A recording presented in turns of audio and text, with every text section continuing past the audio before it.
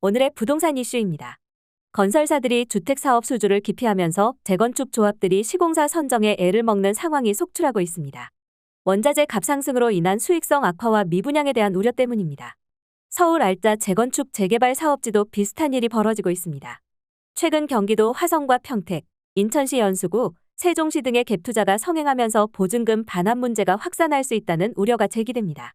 어떻게 된 일인지 바로 보러 가시겠습니다. 서울 영등포구 물레동 남성맨션 재건축조합은 지난달 초 아파트를 지을 시공사 선정 입찰에 나섰다가 시공사 선정에 실패했습니다.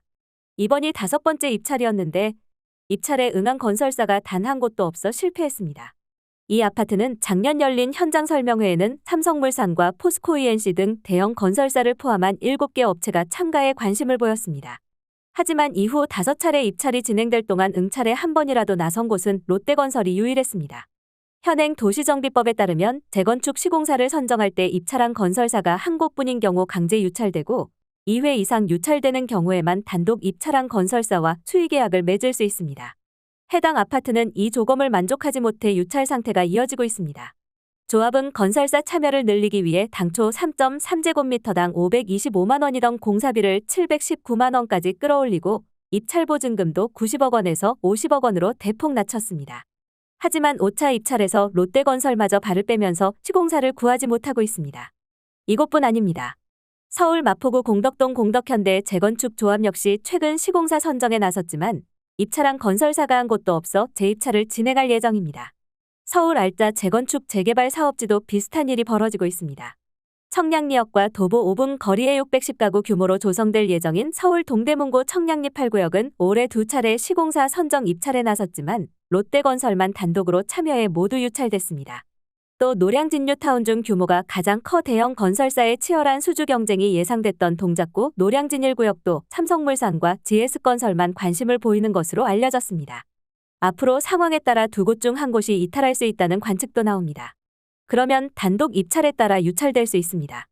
건설업계에 따르면 올해 1분기 시공능력평가 상위 10개 건설사의 도시정비사업 신규 수주액은 4조 5,242억 원으로 전년 동기보다 33.3% 줄었습니다.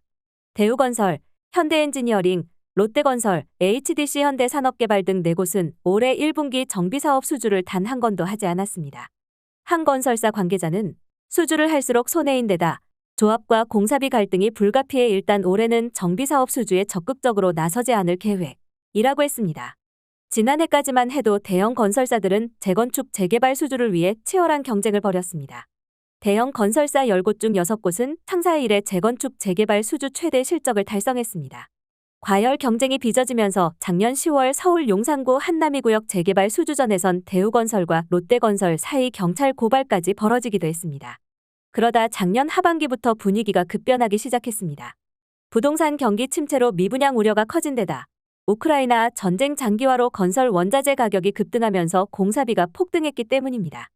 여기에 고금리로 인한 금융 비용까지 감안하면 아파트 건설에 따른 수익률이 크게 떨어지게 됐습니다. 건설사들의 주택 부문 원가율은 작년만 해도 80%대 초반이었지만 최근엔 90%를 웃도는 것으로 알려졌습니다. 지어도 남는 게 별로 없는 상황이 벌어지게 된 것입니다. 재건축 사업이 지연되면 해당 아파트 거주자들은 낡고 위험한 곳에서 계속 거주해야 하고 부동산 시장 전체적으로는 신규 주택 공급이 줄어들 수밖에 없습니다. 서울은 집 지을 땅이 부족해 재건축 사업이 주택 공급의 핵심 역할을 하는데 재건축이 미뤄지면서 새 아파트 공급이 부족해지는 것입니다. 이에 따라 업계에선 정부가 부동산 PF 지원을 할 때 재건축 재개발 사업지에 우선순위를 부여하는 등 방안을 검토해야 한다는 지적이 나옵니다. 최근 경기도 화성과 평택, 인천시 연수구, 세종시 등의 갭 투자가 성행하면서 보증금 반환 문제가 확산할 수 있다는 우려가 제기됩니다. 무자본 갭 투자로 집을 매입했거나 전셋값이 매매가격과 별반 차이가 나지 않는 경우 전셋가격 하락 시 보증금을 돌려주지 못할 가능성이 있기 때문입니다. 전문가들은 무리한 갭 투자는 자칫 보증금 반환 사고나 지금과 같은 전세 사기 문제를 더 키울 수 있다는 점에서 주의가 필요하다고 지적합니다.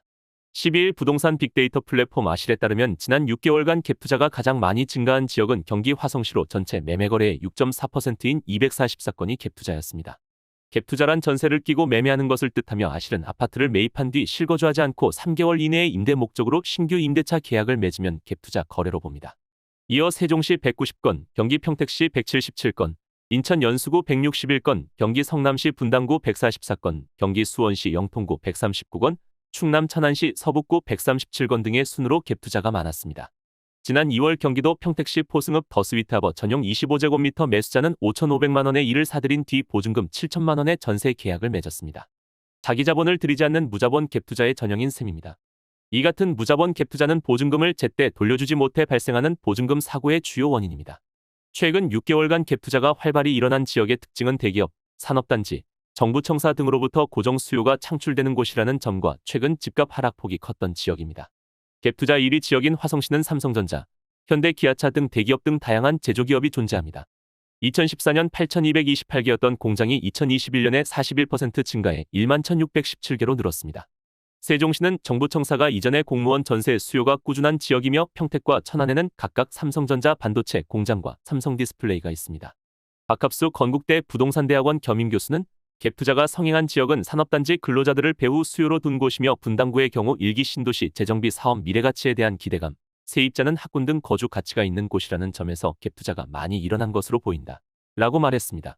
문제는 추가로 전세 가격이 하락하거나 공공주택 등 공급이 늘어났을 경우입니다.